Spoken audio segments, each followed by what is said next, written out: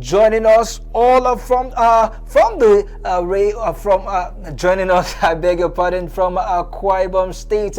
Is a sports journalist, a sports entrepreneur, and a sports enthusiast, known as he goes by the name Maobong Obot, but everybody knows him where he's from as OBS. He has carved an inch for himself in the world of sport. He joins me all the way from Akwa Ibom State.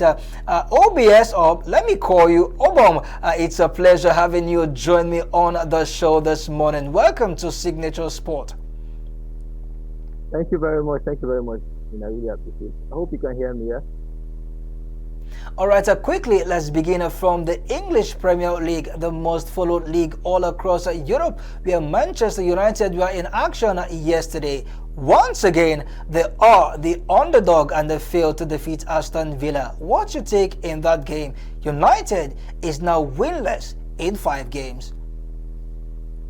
Well, so far, Manchester United has been really underwhelming, due to the fact that I feel like the coach has actually come under so much opportunity and fire and pressure based on the fact that he actually wasn't playing a good football last season, and this season he has come out to demand for certain players which have been given to him, and then the season has commenced. But so far, been really underwhelming.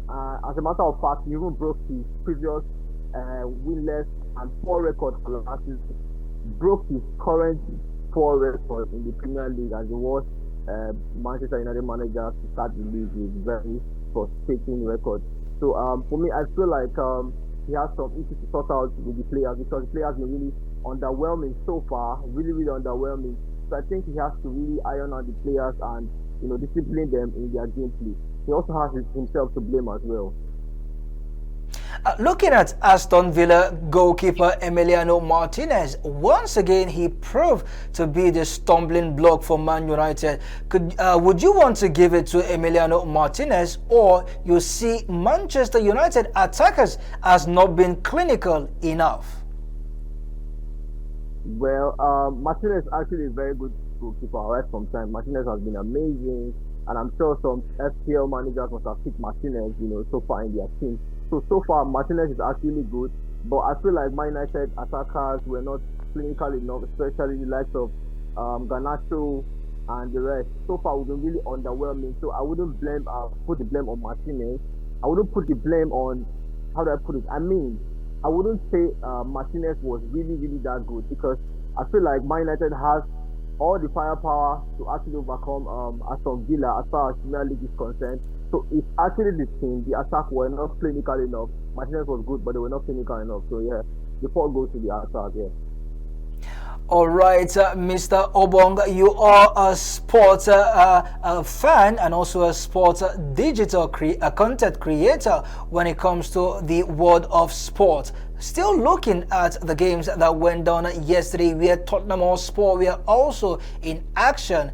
Surprisingly, 2 goals ahead for Angel Postecoglou, but Brighton and Hove Albion came out gun blazing in the second half to win that game by 3-2. Could this be the second season syndrome for Postecoglou, or it is just the beauty of the EPL?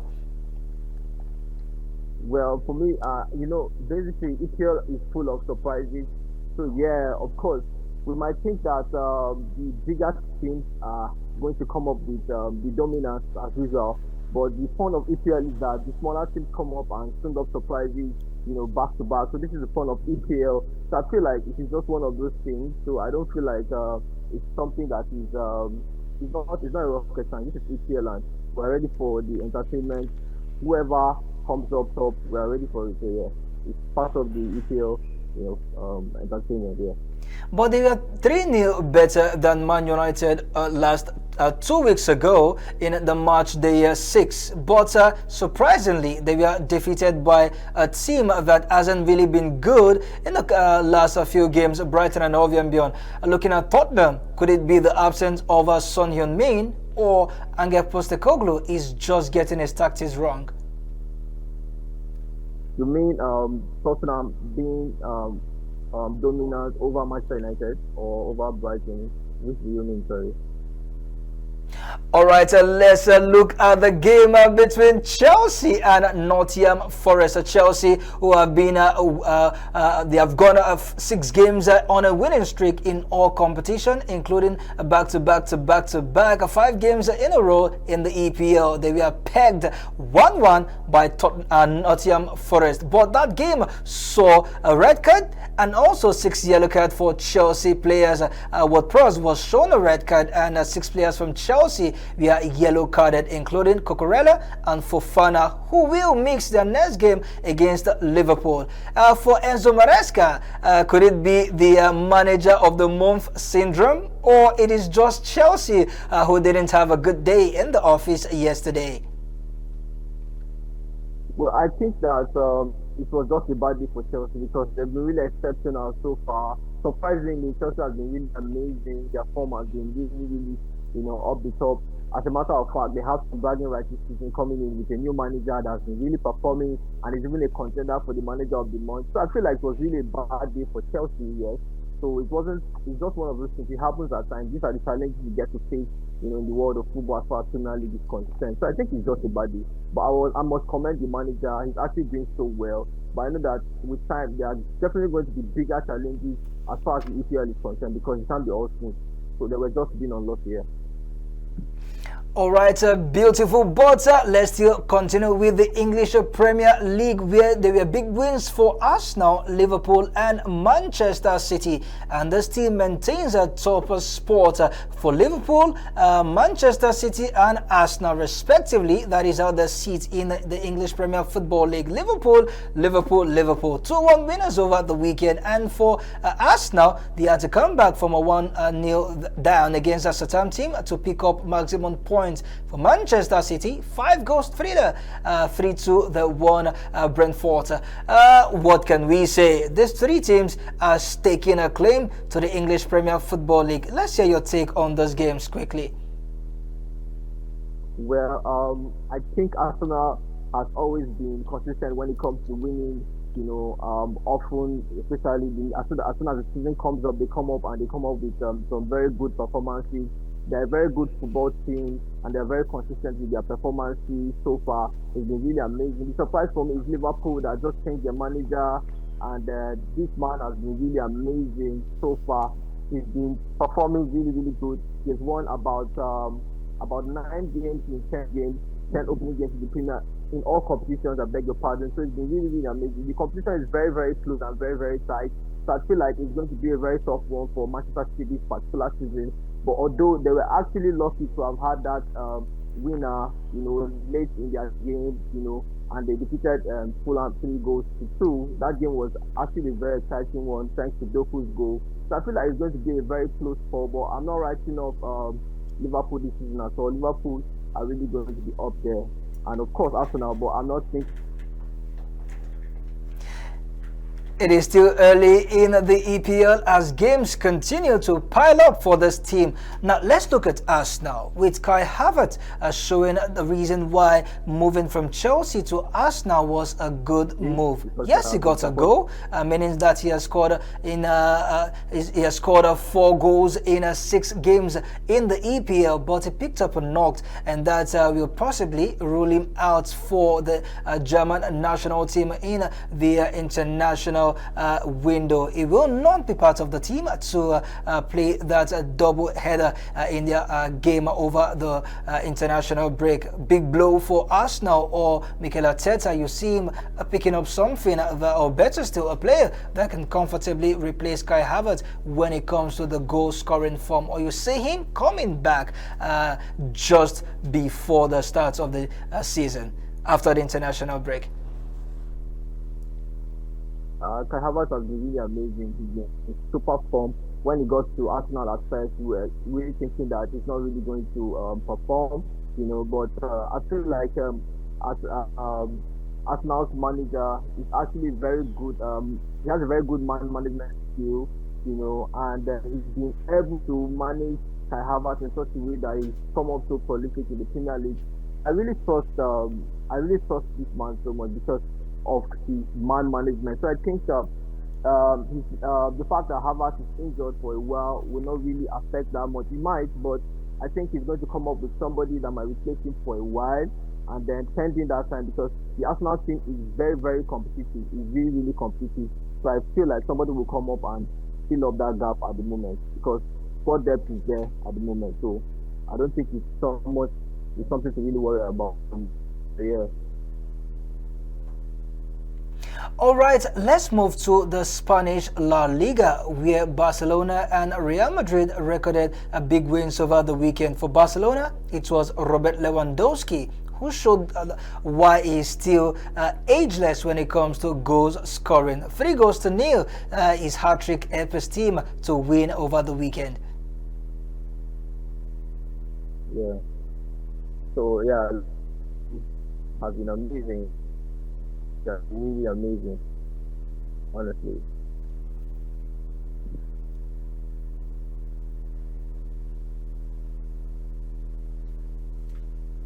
Are you there? All right, while we still get connected with a man all the way from Akwa State, we continue to give you updates on the game between Barcelona and their opponent, where they showed more reason why they are set to win the Spanish La Liga and perhaps wrestle it away from Real Madrid. Real Madrid, in the other end, we are 2-0 winners over the weekend. Vinicius Jr. was on the score sheet for his coach, and of course his team.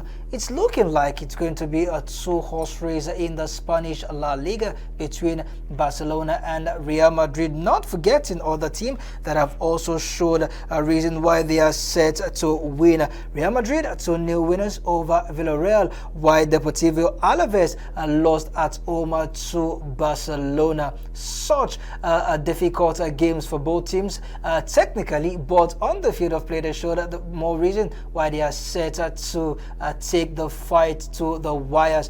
This is how the table looks like for Barcelona. They are still top of the league, while Real Madrid closely sits second with just 3 points separating those two teams. Atletico Madrid and Villarreal complete the top 4 in the Spanish La Liga.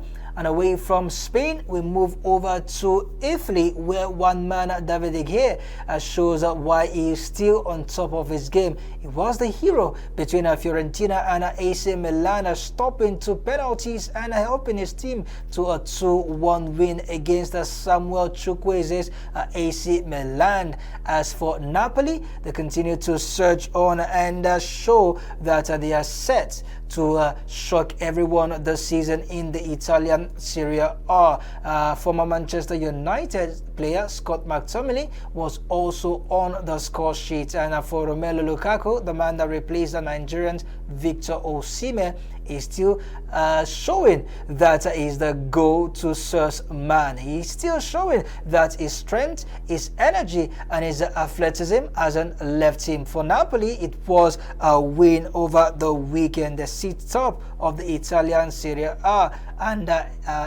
Inter Milan sits second, even though they were also winners over the weekend, but it is looking like a battle to finish. Still having a man all the way from Akwa State, Emil Bong Obot, a sport fan, sport journalist, a sport entrepreneur, and a sport digital content creator. He was with us earlier on the phone, and he joins us back via Zoom. Obot, we lost you for a moment, but good to have you join us on the show. We are still talking the Spanish La Liga. Barcelona, Real Madrid. Who can stop these two teams? Really, really, really amazing. Barcelona and Real Madrid, and a big highlight for Lewandowski as he came out to score a hat-trick yesterday. I mean, in that encounter, I mean, Lewandowski seems like he's ageless, despite his age, he's still scoring. I feel like he can even contest with Erling Haaland in the Premier League. I mean, he's really amazing. And then Real Madrid seem like they are really unstoppable so far. Which so far their winless run in the La Liga. So I think that it's going to be a very close fight, absolutely. So I think definitely at the end of the season, I don't know if it's early to predict, but so far with the way I'm seeing it, I feel like it's going to be a goal There seems to be this bromance between Robert Lewandowski and Rafinha. Rafinha assisted at two of his three goals yesterday. It seems that there's something that Ansel Flick is doing with this team that Xavi was unable to do. The players plays better under Ansel Flick compared to when they were with Xavi. Let's link this a little bit to Manchester United in terms of coaches. For Barcelona, new coach, Hansi Flick doing all the magic. For Man United, same coach with all the amounts of money spent is not doing well. Should we say players have power to make a coach job better, or it's all about the input of a coach, linking it with Man United and Barcelona?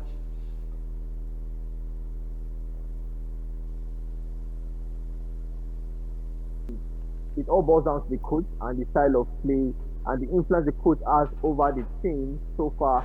And I think that normally when a new coach comes to a particular team, there's always this motivation to do very well, to perform very well. So I think that's the issue. That's what's going on so far at Barcelona with Hansi Flick. The coach and the players are really blending so far.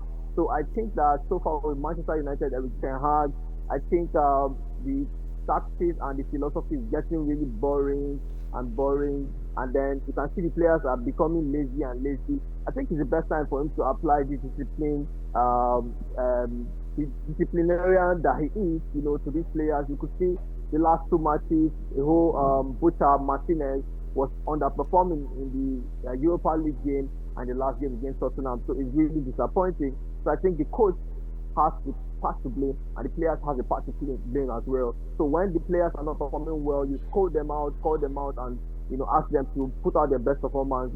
So I think he has a part to play in shaping the players' mentality and also shaping the team if he really wants to stay in the team. Yeah. All right, in a few seconds, let's look at Real Madrid, the team that has Jude Bellingham, Kylian Mbappe, Vinicius Junior, and Rodrigo. It seems these four players are not connecting the way they ought to connect, and fans are saying that Kylian Mbappe's move to Real Madrid will come down to haunt him. But for Jude Bellingham, he's not the Jude that we knew last season. What could be the reason? Too much stars, or Carlo Ancelotti hasn't found that tactical brilliance to unite this team for them to play better? Which do you think is a better dressing room issue, or the coach lacking the tactical input to make these players play better? Well, this is making me remember the days of Lionel Messi, Neymar Jr. and Mbappe all in PSG team. Having Mauricio Pochettino manage them all three together. These guys are big figures in the team, and it's not really that easy to manage these people. So I think at the end it has to do with the manager, getting to blend these people together.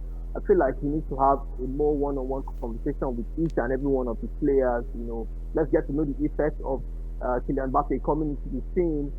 So far the effect, like how does it affect your play, your play on the pitch? What I think it's more like man management, talking to them one by one, having a conversation, and not just assuming that since they're all stars, they're going to blend together. I don't think that's how it's going to happen, because we've seen it, and Mbappe and Neymar were once together and never, came to the gameplay was not really coming up. They weren't producing results. I beg your pardon.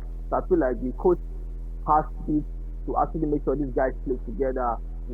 But as far as I'm concerned, I know Kylian Mbappe is going to be a big shot at Real Madrid. So it still boils down to the management to get these guys to play together. I think it's just because they are just big names and big guns in the same team. That's the challenge, definitely, because everybody wants to be selfish, everybody wants to shine, everybody wants to come out and be the top. So it has to do with the coach at the end. Yeah.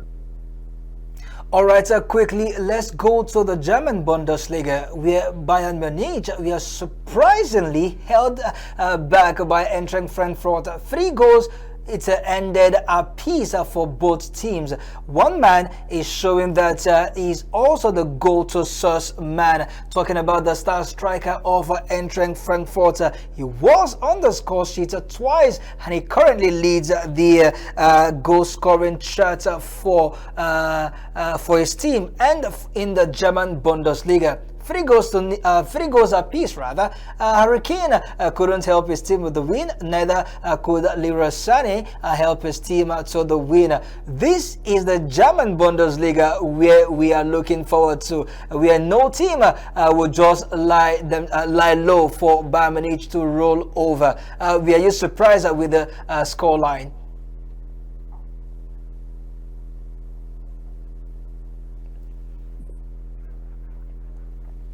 I feel like Hopefully, perhaps I was just asking if you were surprised with the scoreline.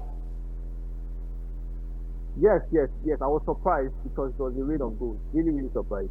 Honest, a very big surprise, you know. But the fact that so far in the Bundesliga, Leipzig, as of last season, came up and surprised everybody, you know, with a very close fight, you know. And then I think it has, you know, sent some signals to the smaller teams to come up, and then they are not scared of the big teams anymore. So the league is getting more competitive. So yeah, it was a big surprise for me for Bayern Munich to have drawn 3-3 with Frankfurt, you know. So yes, but that's the joy of football, and this is what we want to see, and not just one team dominating the league back to back every season, you know, each season and out of season. So it's a good one, yes. But I was actually surprised at the rain of goals here. Omar Mamouche with a brace for Eintracht Frankfurt, and he also got the assist for the second goal for Eintracht Frankfurt, where Ugo Ekitek got that goal for Eintracht Frankfurt. All right, OBS quickly. Let's look at Bayern Leverkusen, where Victor Boniface and Hoffmann got the goal for Bayern Leverkusen. But indeed, they tested their own dose of their medicine, where they were pegged back 2 goals apiece. That game ended for Bayern Leverkusen. Surprising result, I must say, because Bayern Leverkusen that we knew, 2 goals up, we are almost singing Uhuru, but it was not to be over the weekend. Mm. Well, Bayer Leverkusen has been really amazing on the hot form last season, you know. But you know, this is football, and it happens. I feel like it's also necessary for these things to happen so that you won't feel too confident, you know, in your team. You know that you have some homework to do as far as your team is concerned. But I really want to trust Xabi Alonso. He's been doing a very amazing work in that team, and he's definitely going to come up and correct his errors in the next game, in the next encounter. But that team is actually very, very strong and very competitive. So I still give them that kudos. They are doing so well, and I'm definitely going to bounce back from that setback. Yes, definitely. Yes. Napoli, Inter Milan, Fiorentina were big winners over the weekend. David De Gea, your own man, was the hero between Fiorentina and AC Milan, saving 2 penalties in that game. I love the way the Italian Serie A is going, where it is not a one-man race, and neither is it so, but it is looking like all teams are ready to win the Scudetto. Surprisingly, McTominay is enjoying life in the Naples. Honestly, McTominay to start with has been yeah, kind of great, but it's actually proven that he's a goal scorer. So if given an opportunity, he's definitely going to score at any instance he finds himself. So I feel like the manager understands him and knows what he can do, and that was why they were all out for McTominay during the summer, and they actually got him. But there's this trend that each time a Man United player leaves the club, they get to perform very well. You can see McTominay doing so well. You can see the likes of David De Gea. You can see the likes of Andres Pereira doing so well as well in Fulham. So I think I think he's got it, and then he's actually in a team where he's actually needed. He's needed in that team, unlike Manchester United, where you know everybody the expectations are so high, they're not comfortable with him not scoring day in day out, week in week out. So the pressure is actually less on him, and it's actually going to shine there. But as for David De Gea, he actually surprised everybody. De Gea was amazing. Personally, I was happy for De Gea because he's been out of football for a very long time, and he's been out. I just for him. Now, yes,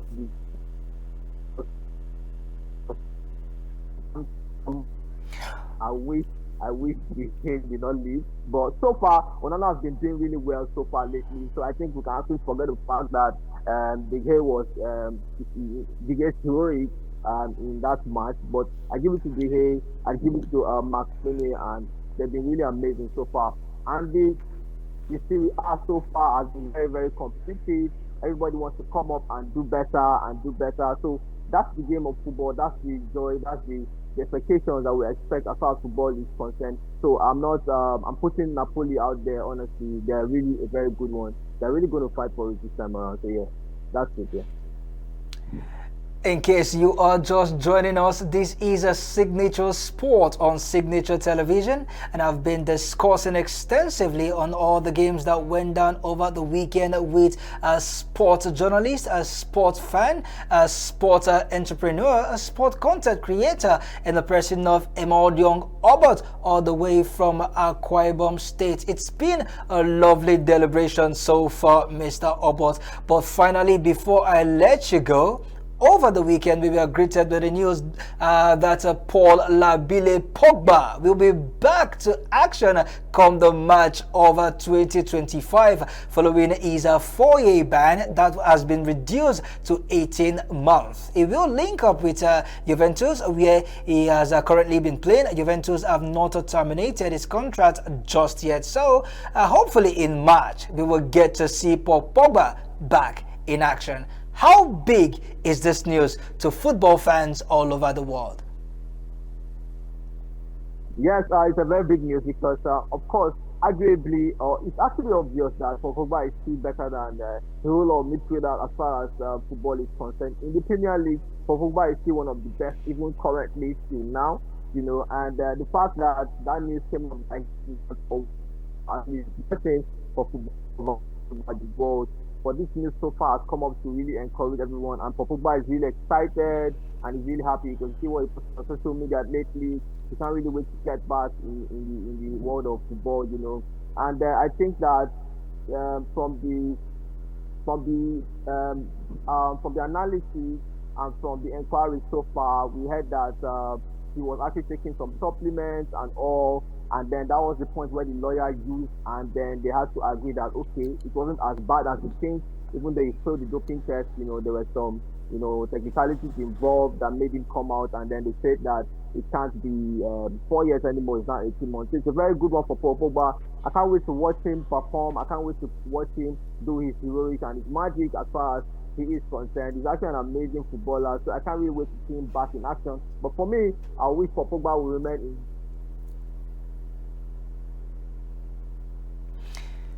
It is a pity that former Manchester United Paul Pogba, former France international Paul Pogba, have been missing in action for a couple of months following his doping scandal to which he was found guilty. He is currently serving his reduced 18-month ban, and he will be back in action come the March of 2025. All right, Mr. Obert, it was very, very entertaining and, of course, informative discussing sport with you. Hopefully we do this some other time. Thank you so much. Thank you so much for having me, Francis. Thank you so much. I really appreciate it. I'm so grateful. Thank you so much. Signature TV. Thank you. All right.